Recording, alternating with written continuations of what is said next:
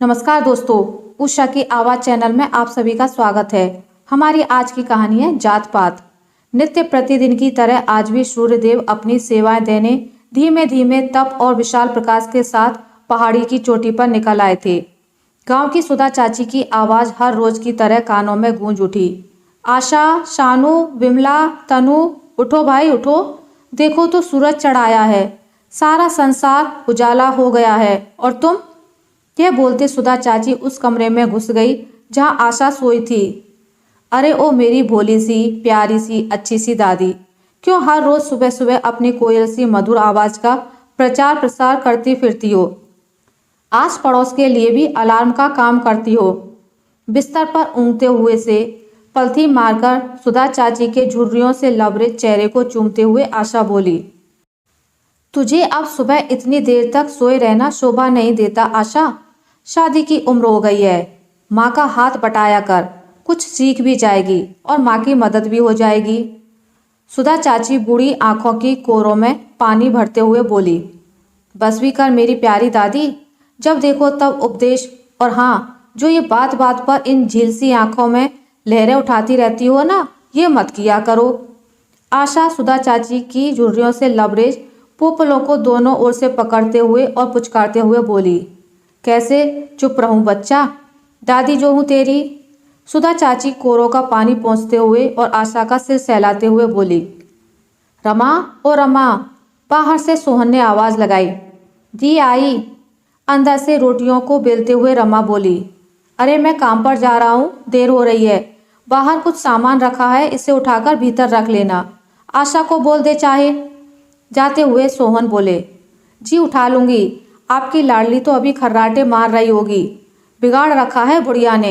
अंदर से रमा बोली, ठीक है उठा लेना, बाहर गाय भी चुग रही है, कहीं सामान को खा ना ले।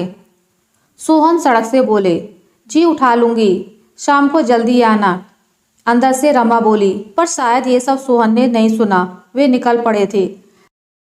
सामान के थैले लिए हुए आशा और सुधा चाची रसोई में आई। क्यों री बुढ़िया की बच्ची, क्या कह रही थी? बुढ़िया ने बिगाड़ रखा है? सुधा चाची ने रमा के कान प्यार से पकड़ते हुए पुचकारते हुए कहा, सॉरी सॉरी अम्मा जी, अब नहीं बोलूंगी। अपने कान पकड़ते हुए माफी नामे की तहजीब में रमा बोली, खबरदार जो आगे से किसी ने मेरी लाडली पोती को कुछ कहा तो। फिर से आंखों की कोरें नम करते हुए सुधा चाची बोली, कुछ नहीं कहूंगी अम्मा, पर इसकी माँ हूँ, चिंता तो होती है, 24 की हो गई है, सबको आप जैसी सास थोड़े ही ना मिलती है। रमा रुआसा चेहरा करके बोली, सो तो मैं भी इसे समझाती रहती हूँ बेटा, पर यह मानती कहाँ है। यह बोलते बोलते सुधा चाची की आंखें छलक आई थी। और यो सुंदर सास बहू की जोड़ी, ये रोना धोना छोड़ो और कुछ नाश्ता पानी कराओ, भूख लगी है। तुम्हारी आशा जिंदा है, अभी मरी नहीं है। आशा ने दोनों को छेड़ते हुए कहा, चल झल्ली कहीं की, पहले नहा धो कर आ, फिर खाना कुछ।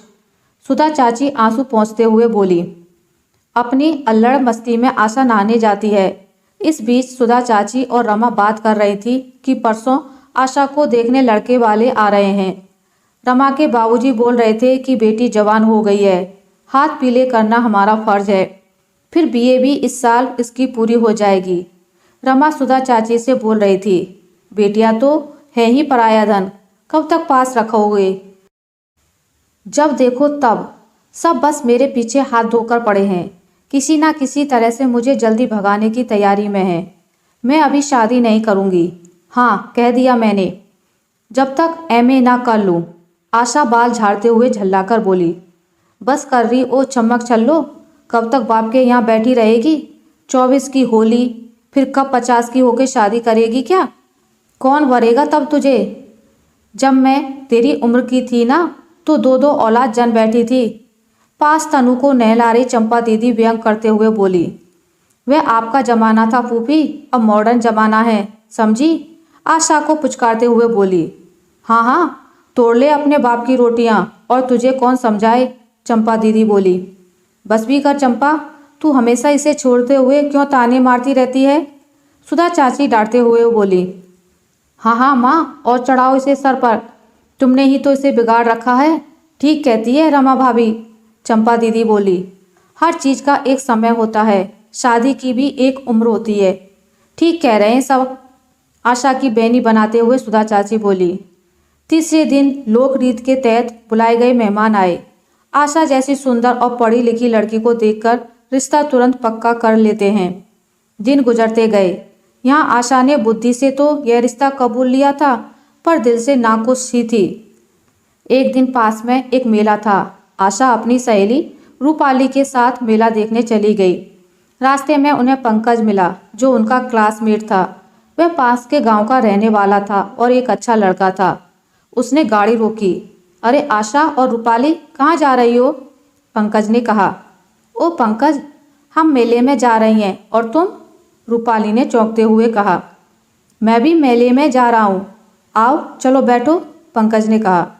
दोनों गाड़ी में बैठ जाती हैं और तीनों बतियाते बतियाते मेले में पहुंच गए। बातचीत से माहौल तो पहले ही खुशनुमा हो गया था, उस पर मेला भी आ गया। मेले के पास रास्ता कुछ खराब था, सो आशा ने पंकज को हाथ देकर मदद करने को कहा। पंकज ने जैसे ही आशा को ऊपर खींचने के लिए हाथ आगे किया, दोनों के दिलों में एक अजीब सी हलचल हुई, जो शायद इन दोनों ने पहली बार महसूस की थी। तुम्हारी सगाई सच में हो गई क्या? कपड़ों को झाड़ता हुआ पंकज शर्माते हुए बोला। क्यों, नहीं हुई होती तो तब क्या तू? आशा ने मुस्कुराहट बिखेरते हुए नीची नजर करके तिरछी चितवन निहार कर कहा। नहीं नहीं, बस सुना था सो पूछ लिया। पंकज उसी मुद्रा में बोला। ठीक सुना है तुमने, आशा ने भी उसी मुद्रा में उत्तर दिया। वे दोनों बातों में मस्त हो गए थे।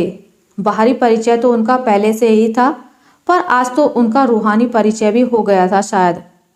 ऊपर से धीमे से रूपा की आवाज आई। ओरी ओ आशा, जल्दी कर, शायद तेरा मंगेतर मेले में पहुंच गया है, फोन कर रहा है। उठा ले तू ही, आशा ने ठिठोली करते हुए कहा। अरे ओ लैला, कहीं उसने तुम्हें यूं देख लिया ना, पानी में आग लग जाएगी, आग। हाँ जल्दी कर, रूपाली ने चटकरी करते हुए कहा। अच्छा पंकु, हाथ हिलाते हुए आशा ने पंकज से जाते हुए कहा। आशा के मुख से अपने लिए पंकु सुनकर पंकज के दिल की आग में घी पड़ गया। शाम को आशा अपने घर पहुंची और सीधा अपने कमरे में चली जाती है। आशा, ओ आशा, सुधा चाची ने आवाज लगाई। जी दादी, आशा अंदर से कपड़े बदलते हुए बोली। देख तो तेरा फोन आया है, सुधा चाची बोली। किसका है दादी? आशा ने पूछा। किसका होगा, तुझे नहीं मालूम क्या? सुधा चाची ठिठोली करते हुए बोली। सुधा चाची की बातों से आशा ने अंदाजा लगा लिया कि उसके मंगेतर का ही होगा। उसने उतना तवज्जो नहीं दिया, कपड़े बदलती रही। इतने में शानू खिसियाते हुए आशा के कमरे में फ़ोन लेकर आया। सुन भी लो दीदी, जीजाजी नाराज हो जाएंगे नहीं तो। वह छुटकू आशा को छेड़ते हुए बोला। होने दे नाराज, पीछा छूटेगा। आशा अपनी घरवाली कमीज पहनते हुए बोली और उसके हाथ से फ़ोन जुझलाकर ले लेती है। हेलो, कौन है? अब बोलो भी, चुप क्यों हो? कपड़े बदल रही थी, देर लग गई, इसमें नाराज होने की क्या बात है? बोलो भी कुछ, नहीं तो मैं फ़ोन काट रही हूँ, आशा त्योरियों को चढ़ाते हुए बोली। सुन सुन, मैं पंकज बोल रहा हूँ, फ़ोन मत काटना प्लीज़। फ़ोन पर पंकज ने धीरे से कहा। यह सुनकर आशा घर के पिछवाड़े में फ़ोन सुनने चली गई।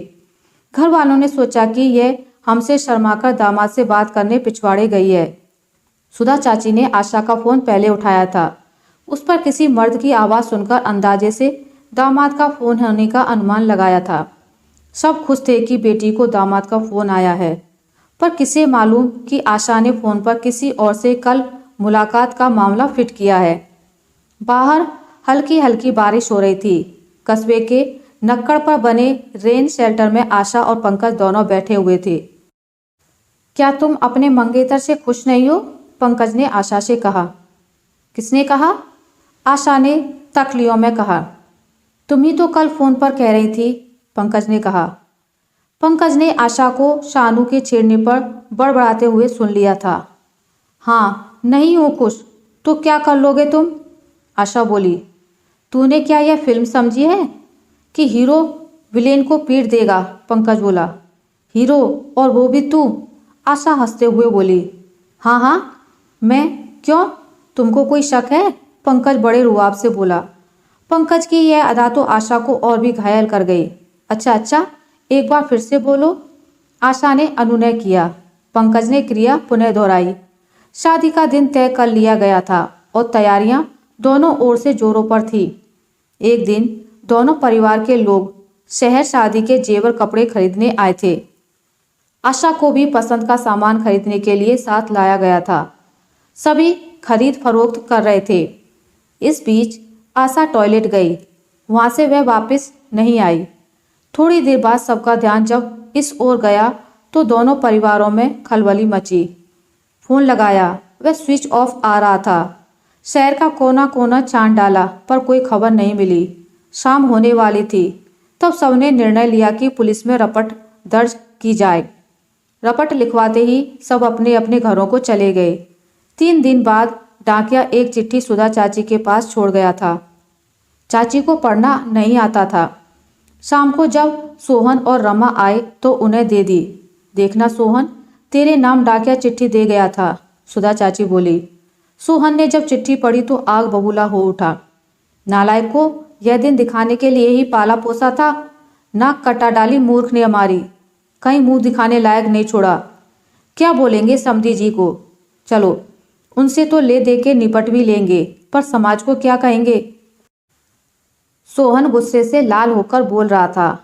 अरे हुआ क्या है, जरा हमें भी तो बता। बस उसे कोसता ही जा रहा है। ऐसा क्या किया है उसने? सुधा चाची डांटते हुए बोली। तुम तो चुप ही रहो अम्मा। तुम्ही ने उसे अपने लाड़ प्यार से बिगाड़ा, जिसका परिणाम आज हम भुगत रहे हैं। सोहन झल्लाकर बोले। अरे मुझे जो भला बुरा कहना है वो बाद में कहना, पहले बता तो सही हुआ क्या है। सुधा चाची भी कड़की से बोली। होना क्या है अम्मा? यह कोर्ट की न्यायिक सूचना है जिसमें लिखा है कि आशा ने पंकज सुपुत्र सुरेंद्र से शादी कर ली है। और क्या? सोहन गुस्से से बोले। उस दिन चंपा दीदी दोबारा आशा के गायब होने की खबर सुनकर यहाँ खबर सुध लेने आई थी। वह चौंक कर बोली। क्या? उस सुरेंद्र के लड़के से जो पड़ोस के गांव का है? हाँ वही, सोहन ने ऊँघते हुए बोला। देखा ना, आखिर उसने अपनी करतूत दिखा ही दी। मैं ना कहती थी कि यह लड़की तुमने कुछ ज्यादा ही सिर पर चढ़ा रखी है। बिगाड़ दी ना उसने जात। मेरी सुनता ही कौन था? चंपा दीदी इठलाते हुए बोली। इससे तो वह मर ही गई होती तो एक ही दुख तो होता। अब तो वह जिंदगी भर दुख खुद भी मरेगी और हमें भी मारती रहेगी। छाती पीटते और रोते हुए रमा बोली। वह जिए अब अपने हाल में, मैं उसे अपने घर में घुसने नहीं दूंगा। मेरे लिए वह मर गई समझो, सोहन झुंझलाते हुए कहा और अंदर चला गया। कुछ दिन बाद आशा ने घर पर फोन किया। रमा ने उठाया। रोते रोते बोली। बेटा, क्या कसर रखी थी हमने तुझे पालने में? तूने तो हमें कहीं का नहीं छोड़ा। भागना ही था तो किसी अपनी जाति वाले के साथ भागती। क्या जरूरत पड़ी थी पंकज के साथ भागने की? रिश्ता मंजूर ना था तो मुझसे कहती, अपनी दादी से कहती, पर तूने तो हमारी नाक कटवा दी। रोते रोते रमा ने फोन काट दिया। आशा अभी अपनी बात कह भी नहीं पाई थी। वह कैसे बताती कि इश्क जातवात नहीं देखता। वह तो बस हो जाता है और जब होता है तो सब नियम तोड़कर अपनी मंजिल पर लक्ष्य कर निशाना साधता है। वह जानती थी कि अभी माँ का गुस्सा ही ठंडा नहीं है तो पिताजी का तो 7वें आसमान पर होगा। कुछ दिन बीत जाने के बाद सुरेंद्र जी सोहन के घर सुलह की बात करने आए। वह अपनी बिरादरी का गांव में ही नहीं, इलाके में रसूखदार आदमी था। ऊंची जाति के लोग भी उसके ओहदे की तासीर के चलते ऊंची जबान में उनसे बात नहीं करते थे, पर वे दिल और व्यवहार के बहुत अच्छे थे। उन्होंने कोर्ट में आशा और पंकज की शादी करवाई थी। पंकज को फोन पर जब आशा ने अपनी शादी की बात बताई थी तो उन्होंने इन दोनों की बातें सुन ली थी। सारी सेटिंग फोन पर इन्हीं की छत्र छाया में संपन्न हुई थी। अब क्या लेने आए हो सुरेंद्र साहब? बेटी को तो ले गए हो बहला फुसलाकर, उससे पेट नहीं भरा क्या? और क्या हमारी किरकिरी करने में अपनी ऊंची समझते हो? सोहन ने अनमने मन से कहा। नहीं सोहन बाबू, हम किसी को नीचा दिखाने नहीं आए हैं, बस सुलह करने आए हैं। सुरेंद्र शांति से बोले। काहे की सुलह? कोई सुलह नहीं होगी। जाओ, चले जाओ यहाँ से। हमारे लिए वह मर गई और उसके लिए हम। सोहन झल्लाकर बोले। यहाँ गांव वालों ने सोहन की बात की दाद दी। उससे वे और शेर बन बैठे। उन्हें लगा कि अब गांव वाले मेरा आदर फिर से वैसा ही करेंगे जैसे पहले करते थे। देखो सोहन बाबू, अब छोड़ो भी सारा गुस्सा। बच्चों ने प्यार किया, कोई पाप नहीं किया। अब दोनों की कानूनी शादी भी हो चुकी है। अब तो उन्हें माफ कर दो और अपना लो। बच्चों को जितनी जरूरत हमारी है उतनी ही हमें भी है। किस कानून की बात करते हो तुम? वही कानून जो तुम्हें जाति पाति के प्रमाण पत्र बांटता है। फिर हम कैसे तुम्हारे साथ उठना बैठना मंजूर करें? सोहन त्योरियां चढ़ाते हुए बोले। देखो सोहन भैया, इस संसार में कुदरत ने दो ही जाति बनाई हैं, एक स्त्री और दूसरी पुरुष।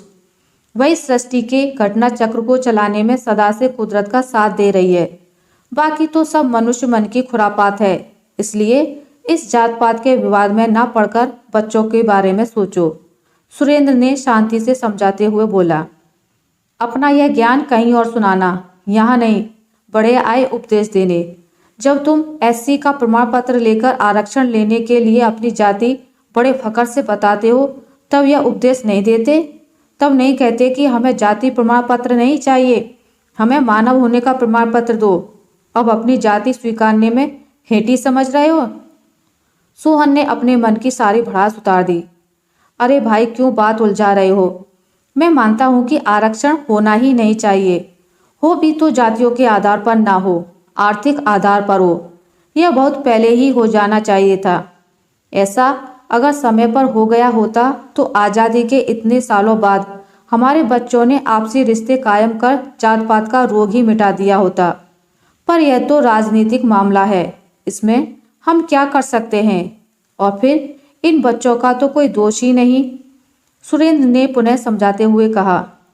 अच्छा, तुम कुछ नहीं कर सकते हो या फिर जानबूझकर कुछ करना ही नहीं चाहते? सुरेंद्र साहब, तुम जैसे रसूखदार जब इस बुराई का विरोध करें ना, सरकारों को रातों रात सब बदलना पड़ेगा। हम तुम्हारी चालाकियों को खूब समझते हैं। उससे पहले कि गांव वाले तुम्हारे साथ कुछ बुरा कर डालें, अपने रास्ते चलते बनो। सोहन विलक्षण मुद्रा में बोले। सुरेंद्र समझ गए कि इन तिलों से तेल नहीं निकलेगा और घर को चले गए। वर्षों बीत गए। वहाँ आशा और पंकज के एक बेटी हुई। वह 4-5 साल की हो गई थी। अब सुंदर बहू का मोह धीरे धीरे आशा की सांस से उतर रहा था। हर रोज दोनों में घर के किसी न किसी कामकाज पर नोकझोंक होती ही रहती थी। उस दिन सास ने आशा को बहुत खरी खोटी सुनाई थी। तेरे माँ बाप ने तुझे रखा कहाँ था? खाना भी बनाना नहीं सिखाया? किसी भी काम की नहीं है डायन। मेरे बेटे को डोरे डालकर अपना उल्लू सीधा कर गई बेईमान। और भी ना जाने क्या क्या कुछ। आशा अपनी बच्ची को उठाकर दुखी होकर अपने पिता के यहाँ चली आई। सोचा माँ बाप माफ कर देंगे। शाम के समय में जब वह अपने मायके पहुंची तो उसके पिता आंगन में बैठे थे। उससे पहले कि वे अपना दुख कहती, सोहन ने आते ही उसे डांटना शुरू किया। क्यों आई है यहाँ अब नालायक? रह गई है कुछ कसर क्या? आशा रो रही थी। उसकी नन्ही सी मुन्नी उसके आंसू पोंछ रही थी और तोतली आवाज में बोल रही थी। चुप तरो मम्मा, यह तुम्हें डांट रहे हैं, ये कौन है? सोहन की ऊंची आवाज सुनकर घर के सब लोग बाहर आ गए। पड़ोस के लोग भी बाहर निकल आए। आशा अपराधिनी की तरह नजरें झुकाए खड़ी थी। चुप भी कर अब सोहन, बस बोले ही जा रहा है। देखता नहीं कि कितने दिनों बाद बेटी आई है? सुधा चाची ने डांटते हुए कहा और आशा को गले से लगाकर हालचाल पूछा। दोनों को बतियाते और रोते हुए देखकर रमा की आंखें भी भर आईं। लोगों को बाहर देखकर दोनों मियाँ बीवी ने फिर से आशा को डांटना शुरू किया। डांटते डांटते अंदर चले गए। सब लोग बाहर दाद दे रहे थे। सोहन बिल्कुल ठीक बोल रहा है, इस उल्टा ने तो सारे गांव की नाक काट दी। उधर सुधा चाची ने सबको डांटा और भगा दिया। अंदर सोहन और रमा आपस में मशवरा कर रहे थे कि इसे रात को रखना कहाँ है। लोक लाज से बचने के लिए उससे बेटी के साथ नीचे वाले कमरे में रखने का निर्णय हुआ। सोचा धीरे धीरे लोग भूल जाएंगे, तब सब ठीक होगा। उस रात आशा को निचले कमरे में रखा गया।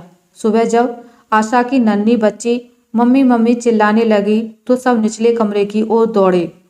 देखा वहां आशा थी ही नहीं।